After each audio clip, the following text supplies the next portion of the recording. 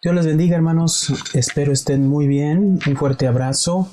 El día de hoy vamos a ver la lección número 11. Vamos a ver Israel bajo Babilonia y Egipto, viéndolo obviamente desde la perspectiva del Israel histórico. Tras la caída de Jerusalén, Judá quedó obviamente arrasado, pues la arqueología nos muestra una gran cantidad de ciudades que fueron destruidas en esta época para volverse a reconstruir muchos años después.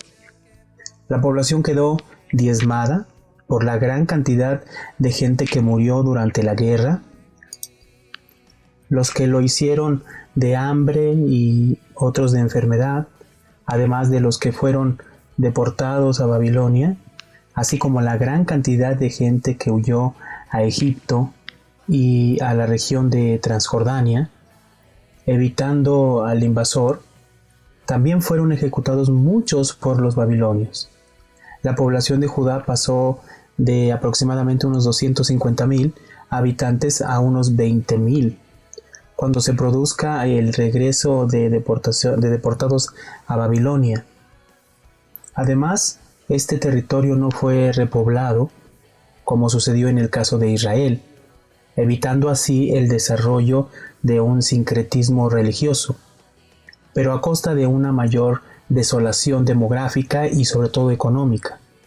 El templo, aunque reducido a escombros, siguió siendo un lugar santo al que acudían en peregrinaciones, no solo la poca gente que quedaba en Judá, sino también los israelitas del norte, obviamente para ofrecer en sus ruinas los sacrificios rituales. Sin embargo, estaban faltos de una dirección, pues carecía de una estructura religiosa. La escasa población de Judá practicaba el yavismo, así como el Israel del norte, donde nos encontramos con una población más conservadora y una población más numerosa y otras más religiosa que practicaba el sincretismo religioso, por lo que el peso del yavismo se va a trasladar a Babilonia, donde había una población de unos 20,000 habitantes aproximadamente, que contaban con la antigua aristocracia y las clases altas de Judá, y que van a moldear el futuro de Israel, dando a su fe una nueva dirección y promocionando el impulso para la próxima restauración de la comunidad judía en Palestina. A pesar de las opresiones y humillaciones que soportaron los judíos deportados a Babilonia, su situación no fue tan mala. Fueron llevados al sur de Mesopotamia, cerca de Babilonia, y no fueron diseminados entre su población, sino asentados en establecimientos propios. No eran libres, pero tampoco eran esclavos, y se permitían tener casas en propiedad y practicar la agricultura y el comercio. Les estaba permitido reunirse y llevar vida en comunidad. Así vemos que Jeconías, por ejemplo, llegó a participar en el apoyo a una sublevación interna, por lo que fue encarcelado. Muchos judíos tuvieron aquí muchas oportunidades y llegaron a hacerse ricos. Algunos incluso llegaron a tener altos cargos en los gobiernos. Por otro lado, un número considerable de judíos se fue huyendo de la guerra a Egipto, como es el caso de Jeremías. Este y muchos judíos se quedaron en Dafne, ciudad junto a la frontera en Egipto, y también marcharon a las ciudades del Bajo Egipto. Sus descendientes llegaron allí durante el periodo persa, al que fueron uniéndose más judíos provenientes de Palestina, que llegaría a florecer en la época de los Ptolomeos. También nos encontramos con colonias militares judías en Elefantina, en la primera catarata del Nilo, que estaba allí en el año 525 aproximadamente. Debió haber sido establecido por un faraón de la dinastía XVI y que pudo ser Apries. Estos judíos practicaban un gran sincretismo religioso. Rendían culto por un lado a Jehová y a otros dioses paganos. Muchos judíos emigraron a Galilea, a Samaria, a Moab, a Amón. Sin embargo, muchos de estos van a regresar poco a poco conforme se va reconstruyendo Judá. Esta diáspora religiosa pone de manifiesto la importancia de la fe de Israel como elemento unificador del pueblo. El imperio babilónico caería rápidamente en las manos de los persas. En el año aproximadamente 562 muere Nabucodonosor y es sucedido por el rey Nabónides, que va a tener como principal enemigo a los medos. En el año 549 a.C., Ciro se hace nombrar rey de los medos y de los persas. En el año 538 a.C., Ciro toma Babilonia. Ese mismo año saca un decreto ordenando la restauración del culto y la comunidad judía en Palestina. Estipula que el templo sea reconstruido y los gastos que acarrearía todo eso caerían por medio del tesoro real. Asimismo, ordenaba la devolución de los vasos del templo que se había traído Nabucodonosor. Esta política de Ciro estaba encuadrada en la política general de los persas, que trataron de respetar las identidades culturales y religiosas de los diversos pueblos que formaban parte del imperio, para evitar así revueltas y posteriores desmembramientos. Los persas van a permitir la vuelta de los judíos exiliados a Palestina. Les van a ayudar a establecer su culto. El proyecto de restauración fue encomendado a Sesbazar, príncipe de Judá, que emprendió la marcha hacia Jerusalén tan pronto como fue posible, acompañado por aquellos judíos que extrañaban su antigua patria. Aunque no fue una gran cantidad de exiliados los que participaron en esta primera expedición de retorno, ya que muchos judíos permanecieron en Babilonia, donde tenían sus posesiones y estaban bien situados. Los judíos que volvieron nada tenían que ver con los autóctonos de Judea, que en su mayoría se trataban de campesinos empobrecidos, pues los exiliados eran personas de una posición económica y cultural distinguida y serían los que tomarían el poder en Judea, manteniendo algunas fricciones con estos elementos. Ahora ya bajo el dominio persa, entonces, como vimos anteriormente, Sesbazar fue nombrado gobernador de Judá, que pudo ser un distrito dependiente del gobernador de Samaria, aunque podía gestionar de un modo semi-independiente los negocios de esta nación. Sesbazar empezó de inmediato la reconstrucción del templo y así se empezó un culto regular de un modo esporádico. Por estas fechas también aparece el profeta Ageo, que invita al pueblo a reemprender la reconstrucción del templo. Lo primero es levantar el templo de Dios, abrir de nuevo su casa para que entren en ella el Señor. Entonces volverá la riqueza y todas las naciones traerán sus dones a Jerusalén. Durante el reinado de Darío se terminó la construcción del templo, que fue consagrado como santuario por los sumos sacerdotes en el año aproximadamente 515 a.C. En el reinado de Jerjes aparece la figura del profeta Malaquías, que denuncia a un sacerdocio que carece de celo, a un pueblo que se ha hecho escéptico y ha negado su confianza en Jehová. Ataca los desórdenes sociales, los impuestos sin pagar para el templo, los matrimonios mixtos y que no se respetase el sábado. Después de la reconstrucción del templo, asistimos a un aumento de la población de Judá, en parte motivado por el regreso de judíos exiliados. Esto va a dar lugar a la reconstrucción de una serie de ciudades. Sin embargo, por esta época Jerusalén seguía teniendo muy pocos habitantes. Los gobernadores de Judá pronto dejaron de ser nativos y pasaron a ser extranjeros, principalmente los de Samaria, lo que provocó roces entre los oficiales y la población. La situación de Judea quedó muy debilitada, ya que además de esta tensión mantenía una enemistad con otros vecinos, como los edomitas, por ejemplo, que habían ocupado el sur de Palestina, presionados por las tribus árabes, los cuales las ciudades de Judea estaban indefensas, y así consiguieron que en el reinado de Artajerjes se comenzara la reconstrucción de las murallas de Jerusalén.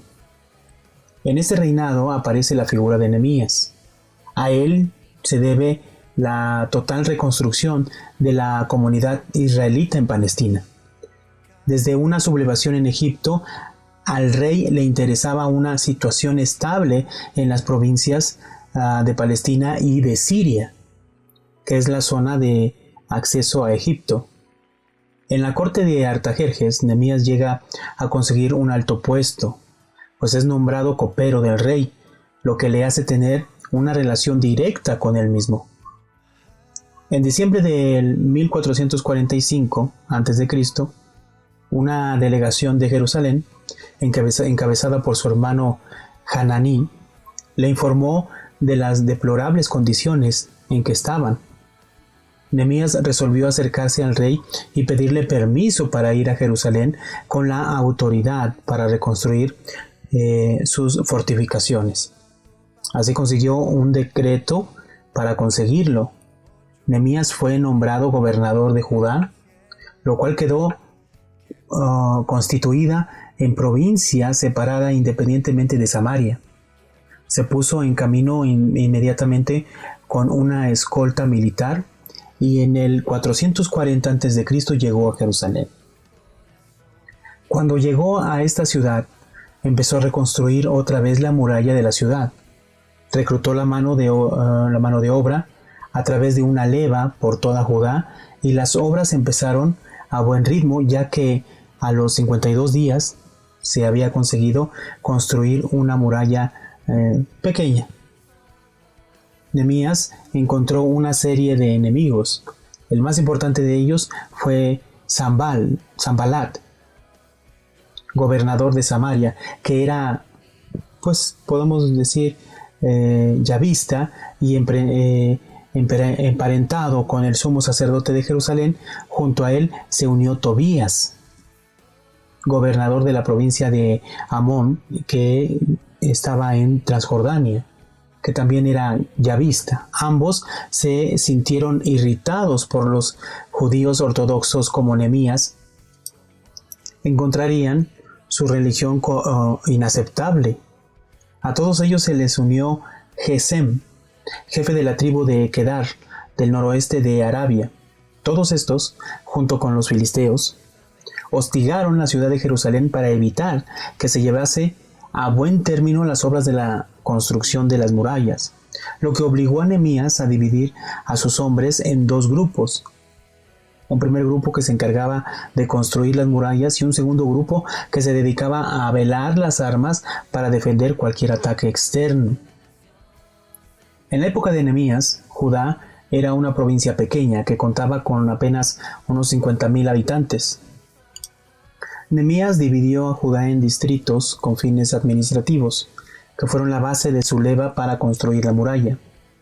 Hubo fuertes impuestos y se sucedieron una serie de cosechas muy escasas, lo que dio lugar a que las clases adineradas se apoderaran de las tierras de los más pobres. Nehemías exigió la promesa de abandonar la usura y restituir los bienes. Fue un gobernador leal al rey y tuvo muchos enemigos debido a sus brusquedades, falta de tacto y carácter violento. Permaneció en el cargo durante 12 años, después de lo cual regresó a la corte persa, pero al cabo de poco tiempo convenció al rey para que lo volviera a enviar a Jerusalén. Cuando volvió a Jerusalén, se encontró con una situación desastrosa, pues Eliasib, que era el sumo sacerdote del templo, llegó a instalar a Tobías, enemigo de Nehemías, en una habitación del mismo templo. Nehemías lo mandó a arrojar a la calle y tomó fuertes medidas contra la ligereza religiosa de este hombre. Viendo que los levitas, a los que no se les pagaba, abandonaron el templo para trabajar, para poder pagarles y que siguieran con sus labores en el templo, se preocupó que fueran recogidos los diezmos del templo y nombró tesoreros honrados. También hizo jurar al pueblo que no volverían a emparentar con extranjeros en el futuro. La labor de Nehemías fue continuada por Esdras. Aunque éste se dedicó solamente a la materia religiosa, Esdras vino provisto de una copia de la ley junto con un decreto del rey garantizándole amplios poderes para hacerla cumplir, ya que se le había confiado la misión específica de regularizar las prácticas religiosas de los judíos. Su autoridad no estaba restringida a Judá, sino que se extendía a todos los judíos que vivían en toda Palestina. Se le concedió el derecho de recibir contribuciones de los judíos babilonios para el mantenimiento del culto del templo y participar hasta un límite de los tesoros reales y provinciales para sus necesidades. Así, el personal encargado del culto fue eximido por completo de tributos. Esdras era un sacerdote y encarnaba la posición de los judíos babilonios que veían con tristeza cómo en Judá se estaba perdiendo la pureza del culto a Jehová. Al igual que Nehemías, es un prototipo de la influencia judía en la corte de Artajerjes. Llegó a Jerusalén en el año 428 a.C. y presentó la ley en público durante la fiesta de las tiendas, y para asegurarse que el pueblo la entendiera dio una versión en arameo del texto hebreo, y el pueblo al oírla estalló en sollozos.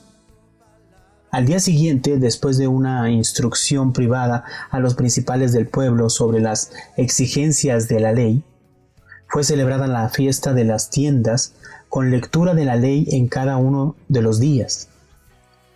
Llegó a un acuerdo con el pueblo por el cual los hombres se divorciarían de las mujeres extranjeras, mientras que el pueblo ayudaría a Esdras en las cosas que él requiriese. Los principales y ancianos ordenaron a todo el pueblo presentarse en Jerusalén en el espacio de 3 días.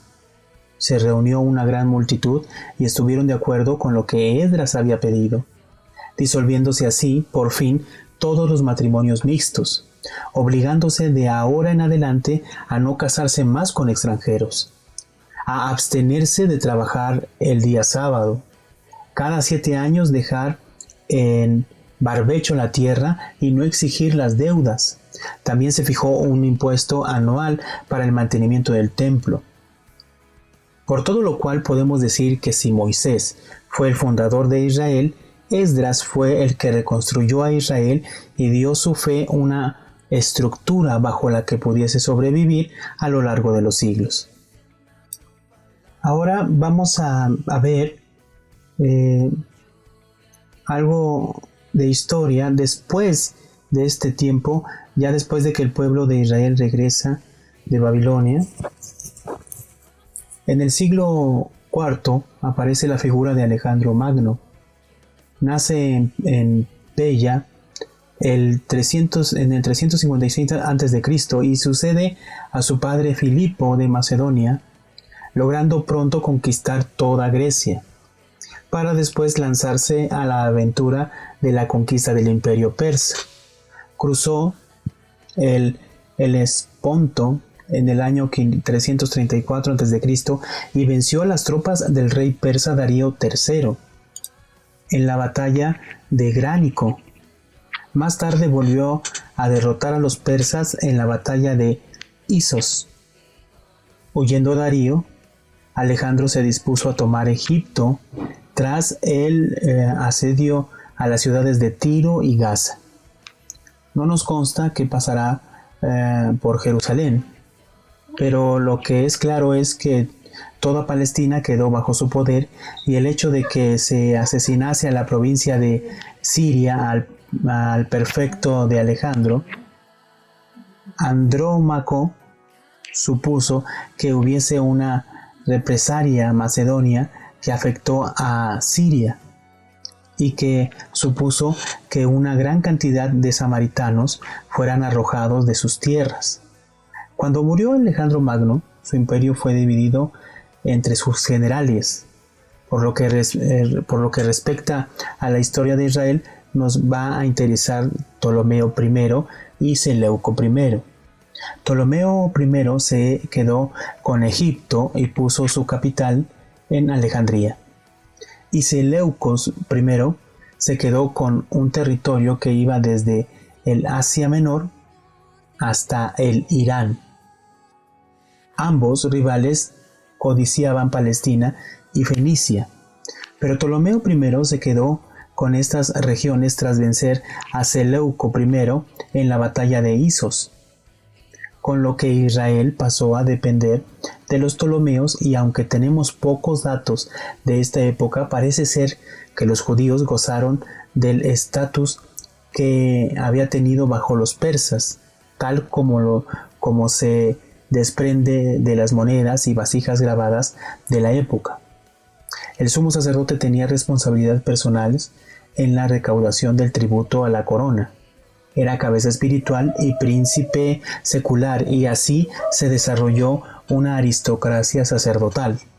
La población judía de Egipto aumentó rápidamente por una corriente inmigratoria compuesta, no solamente por judíos que bajaron a Egipto bajo el florecimiento cultural y económico, sino otros muchos que vinieron como mercenarios o que fueron traídos prisioneros, como en el caso de Ptolomeo I, que trajo un gran número de prisioneros tras su campaña por Palestina.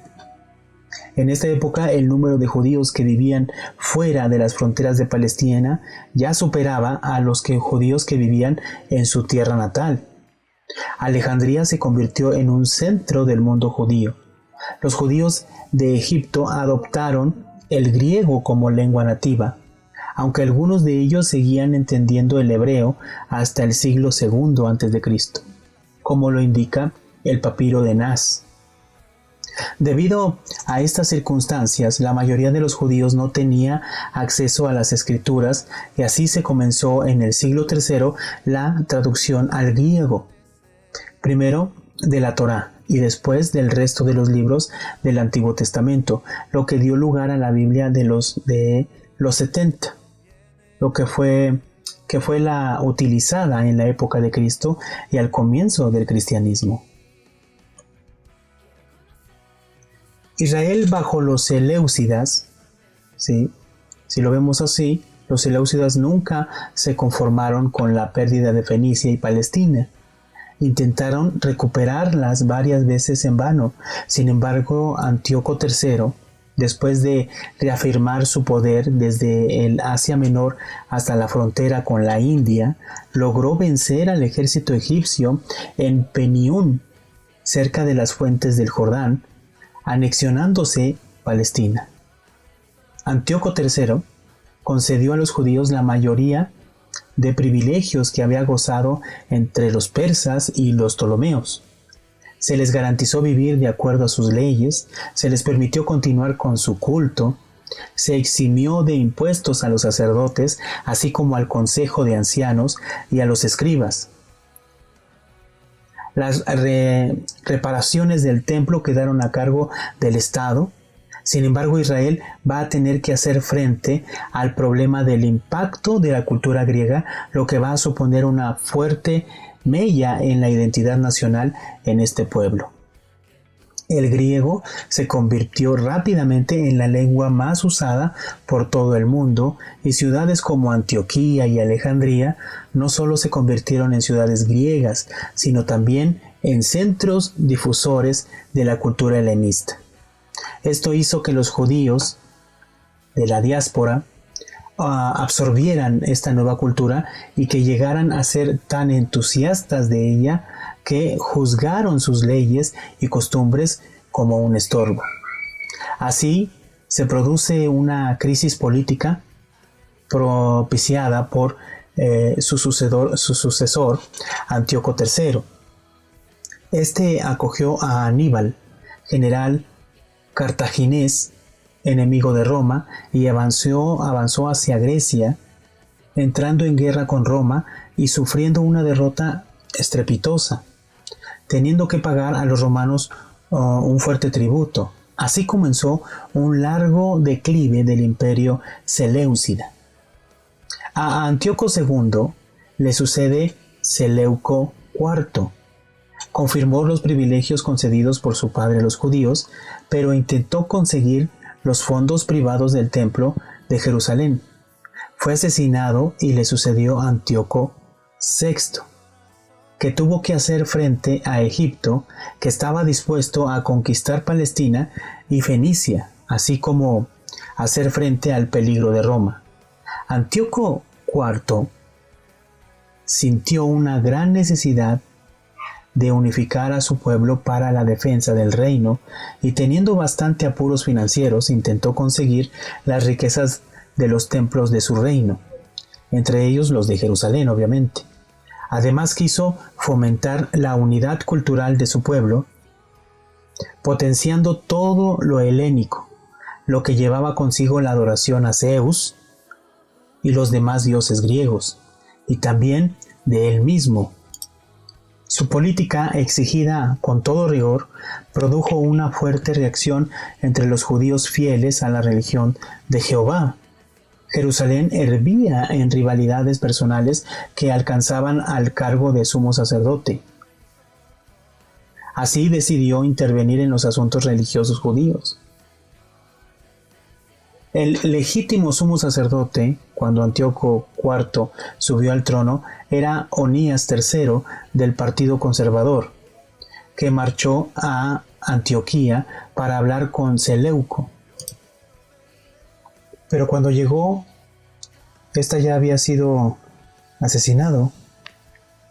En su ausencia, su hermano Josué, que cambió su nombre por el griego Jasón, ofreció al nuevo rey una gran suma de dinero a cambio del cargo de sumo sacerdote. El nuevo rey, Antíoco, se lo concedió, y Jasón tomó posesión del cargo y emprendió una política de helenización. Estableció un gimnasio en Jerusalén y potenció los deportes griegos que llevaban asociados el culto de Hércules y de Hermes. Asimismo, acabó con el derecho de los judíos a regirse por sus propias leyes.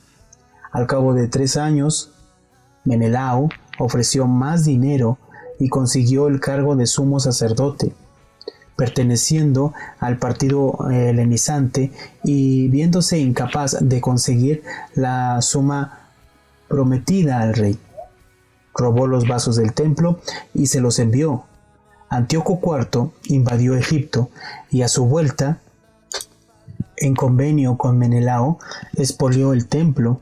Más tarde, cuando se corrió el rumor que Antíoco IV había muerto, Jasón tomó Jerusalén con un ejército de 1000 hombres, huyendo Menelao a la ciudadela, una especie de fortaleza que había sido construida por los seleucidas dentro de Jerusalén.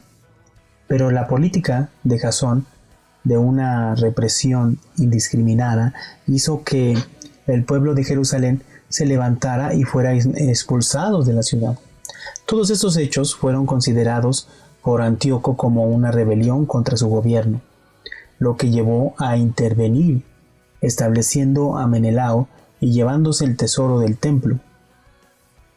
Al año siguiente, Antíoco volvió a intervenir en Egipto, pero esta vez Roma se puso del lado de los egipcios, por lo que se tuvo que volver.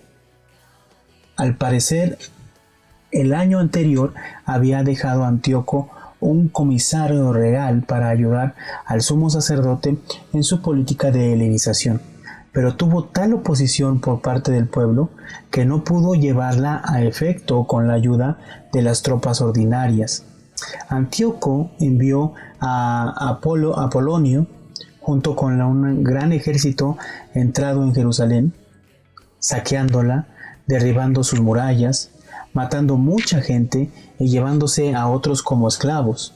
Construyó una ciudadela llamada el Acra, con una guarnición militar que se construyó como una polis griega fortificada frente a una ciudad indefensa que era considerada como territorio de esa polis. Allí estaban helenios y judíos paganizados. Aparecieron además una serie de sacerdotes renegados que quisieron reorganizar el judaísmo como un culto en que Jehová sería adorado como el Zeus griego, en el que habría un culto para el emperador. Antíoco IV promulgó un edicto prohibiendo las prácticas del judaísmo. Fueron suspendidos los sacrificios, la observancia del sábado y las fiestas tradicionales. Se ordenó destruir las copias de la ley y se prohibió la circuncisión. La desobediencia a estas normas suponía la pena de muerte. Se erigieron altares paganos y los judíos fueron obligados a comer carne de cerdo. En el año aproximadamente 1167 a.C. se introdujo dentro del templo el culto a Zeus. Aquí es cuando nosotros vamos a ver la rebelión macabea. Antíoco no había exigido la supresión del culto a Jehová, sino a identificarlo con Zeus, de un modo que en Samaria se hizo, sin que pusieran mucha objeción. Sin embargo, en Judea no fue así, aunque la reacción de los judíos no fuera uniforme. Los judíos helenizados recibieron bien el edicto real y lo cumplieron de buena voluntad. Otros, por miedo, abandonaron la religión de sus padres, pero bastantes rehusaron obedecer. Prefiriendo morir, Antíoco les replicó con una cruel persecución. Mujeres que habían circuncidado a sus hijos fueron condenadas a muerte, así como los que guardaron el sábado. El alma de la resistencia a la política real estaba constituida por un grupo llamado los Hasidim, que quiere decir los piadosos, de los que descenderían los esenios y los fariseos. Los judíos se levantaron en armas y, aprovechando que Antíoco tenía problemas en otras partes del reino y había pocas tropas en Judá, la rebelión estalló al mando de Matatías y sus 5 hijos, que cuando fue notificado por un oficial del ejército a que cumplieran el decreto real, mató a este y a otros judíos que lo estaban cumpliendo. Matatías, apoyado por los Hasidim, organizó una banda que promovió una guerra de guerrillas contra los seleucidas y los judíos los que estaban colaborando con ellos, destruyendo altares paganos y obligando a circuncidar a los niños judíos. A su muerte le sucedió su hijo Judas Macabeo, que quiere decir martillo, que convirtió la guerrilla en una auténtica guerra. Y así derrotó a un ejército que provenía de Samaria al mando de Apolonio. Volvió a vencer a los seleucidas en el paso de Bet Jorón, atrayendo a cientos de judíos a su ejército. Antíoco envió un ejército considerable que volvió a ser derrotado por Judas cerca de Emaús. Al año siguiente, volvió a enviar a Lisis, con un ejército aún mayor que fue derrotado en la frontera. Judas marchó sobre Jerusalén y retiró el instrumental del culto a Zeus. Reinstauró a los sacerdotes fieles a Jehová y consideró un nuevo surtido de vasos sagrados. Procedió también a fortificar la ciudad de Jerusalén y la Betsur. Sin embargo, Antíoco V envió un ejército que vence a Judas y sitia a Jerusalén. Llega a un acuerdo de paz con los judíos, ya que instala con los sumos sacerdotes a un miembro de la familia de Sadoc, Álcimo. Llegada la paz, los judíos se volvieron a dividir entre los asmoneos, que no se contentaron con la paz alcanzada y que siguieron luchando hasta conseguir la independencia, y los hasidim, que se contentaron con la restauración del templo y el partido helenizante al que pertenecían la aristocracia sacerdotal y que solo querían la paz. Así surgieron de entre los judíos varios líderes que se fueron sucediendo unos a otros. Álcimo no gozó mucho tiempo de la simpatía de los judíos próximos a los Hasidim. Por un tiempo se volvió preseleucida. Judas volvió otra vez a la guerra. El nuevo rey Demetrio I envía un nuevo ejército que es derrotado por Judas con la ayuda de los romanos, que impusieron a Demetrio la obligación de dejar en paz a Judea. Sin embargo, Demetrio no hizo caso y mató a Judas, volviendo a poner a Álcimo en su puesto. Al morir Judas, Jonatán fue nombrado nuevo jefe, logrando derrotar al general seleucida Baquines, que firmó la paz, convirtiéndose Jonatán en antiguo juez de la antigua usanza. Se convirtió en nuevo sumo sacerdote del templo, sustituyendo al parecer al maestro de justicia que se separó del templo de Jerusalén, que marchó a Qumran, y fundó la comunidad de los esenios, esperando un sacerdote unificado, ya que Jonatán sería un sacerdote impío. Jonatán consigue también abrirse paso conquistando algunas ciudades costeras. Le sucedió Simón, que se pone al lado de Demetrio II. Más tarde consigue ejercer su poder, obtiene la ciudad costera de Lacra y se alía con Roma, llegando a ser nombrado sumo sacerdote y jefe del pueblo para siempre. Persiguió a los helenistas. A Demetrio II le sucedió Antíoco VII, que mantiene su alianza con Simón, pero le exige la devolución de una serie de ciudades costeras, volviendo a pelear y a vencer a los seleucidas. Sin embargo, Simón es asesinado en Jericó. Le sucede su hijo Juan, que ve cómo Antíoco VII comienza la conquista de Judea y pone sitio a Jerusalén. El conflicto acaba con una paz onerosa para Juan Hircano, que tiene que volverse vasallo de los seleucidas. Después logra engrandecer su territorio. El comercio florece durante su reinado, pero los Hasidim no aceptan la acumulación de funciones sacerdotales y de gobierno, naciendo el partido fariseo, que pide la purificación de la función del sumo sacerdote. Juan Hircano se aleja de los Hasidim y se apoya en los saduceos, descendientes de Sadoc, que están impregnados con un cierto helenismo. Ellos se oponen a los fariseos, rehusando el valor de la tradición oral, las novedades teológicas de la inmortalidad del alma y los castigos y recompensas en el más allá. Juan Hircano es sucedido por su hijo Aristóbulo I, de corto reinado, y que fue el primero que se puso la diadema real.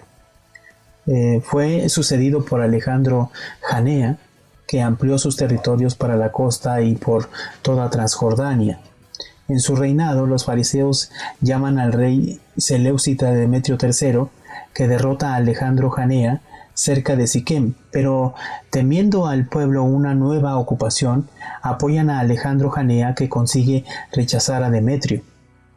A Alejandro Janea lleva consigo una política represalia terrible, crucificando a 800 personas, lo que provocó la huida a Siria de 8,000 judíos, entre ellos también los esenios, que pudieron redactar entonces su obra famosa, El Escrito de Damasco. Alejandro Janea se expande por el norte hasta el Golán, por la Transjordania, llega hasta el país de Moab y se apodera de las ciudades filisteas. Le sucede su mujer Salomé Alejandra, que como no puede asumir las funciones de sumo sacerdote, pone en este cargo a su hijo Hircano II. Modifica la composición del consejo de los ancianos para que puedan entrar los fariseos, que van ganando poder en contra de los saduceos. Su jurisprudencia tiene fuerza de la ley. Más tarde, en la época de Herodes, tendrá el nombre de Sanedrín.